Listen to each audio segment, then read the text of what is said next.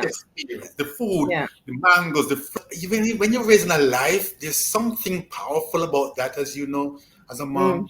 Something about that you're almost as if you become co-creator with the creator, because he's like, okay, I'm going to entrust you with these lives. And you don't want to mess that up.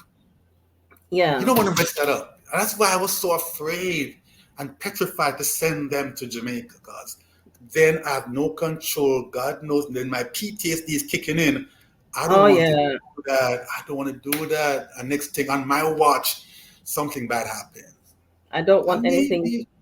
Don't want them to have my experiences. I don't. You know.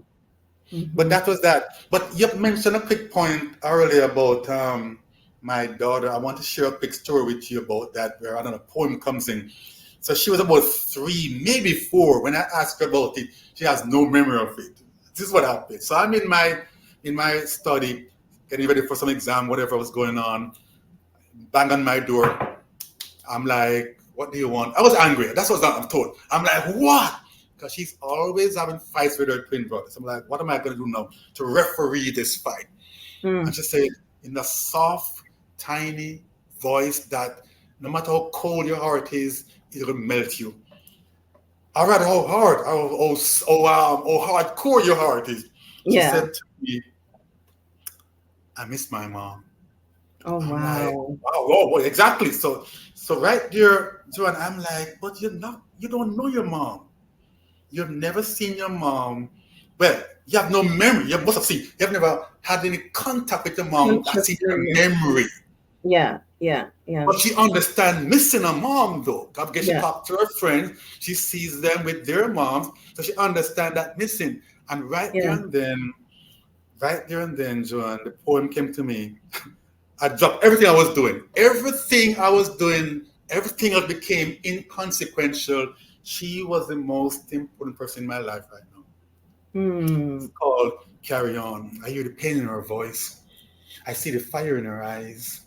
And I feel the ache in her heart that yearns to be a part of a love that's rightfully hers, to be strong for her when she's weak, right for her when she's wrong, there for her when no one else cares.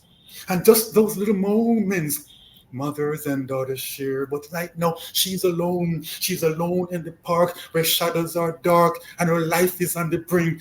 But carry on, carry on, carry on. And it goes on and on like that, but it's a bit long, so I won't bore you with it. But that's the reaction that, to me, to this day, the bond that we created is unbreakable. It cannot be broken. It cannot be broken.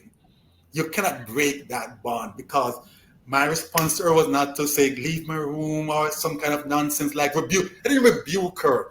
I embraced her. You responded to the need, and you met the need as best as you could. I mean, I felt that, my heart broke a little for the 4-year-old who I missed my mom. Though there's no, and you couldn't call anybody and say, you're gonna see her on the weekend. Here is something that you wanted to give her, but you couldn't give her because it's not in your power to give her that. That's powerful. Sad. What's interesting, like when I go to places to perform a poem, even I had a juvenile group of boys. These are offenders, and once I performed a poem for them, I couldn't believe this, Joanne. I saw this dude crying. This is a guy, crying. This is a female-centered poem, but he obviously could relate to it. He was in tears. And what was shocking too, as you know, all these things go when it comes to prison. If you're a male, you can't show emotion. You can't show sorrow. Even with his peers around him, the stream of tears came down like, wow. And so whenever I take her with me to perform it, and she sees the reaction, and they'll ask, is she here? I say, yeah, you're Simone. And they go with her all like trying to comfort her. She's like, I'm okay now, really. I'm okay. But she kind of enjoyed the attention, but also a case of her seeing how much I value her, that I document this in poetry form and share it with the world to say, hey, all that you're going through, carry on. Yeah, Love it. that a significant moment for her where you met that deep emotional need, and she saw that it resonated because other people have that need as well. Yeah, that experience is not unique to you, Simone. Even though we're not trying to discount your experience, we're not No, absolutely discounting not. it. Absolutely not.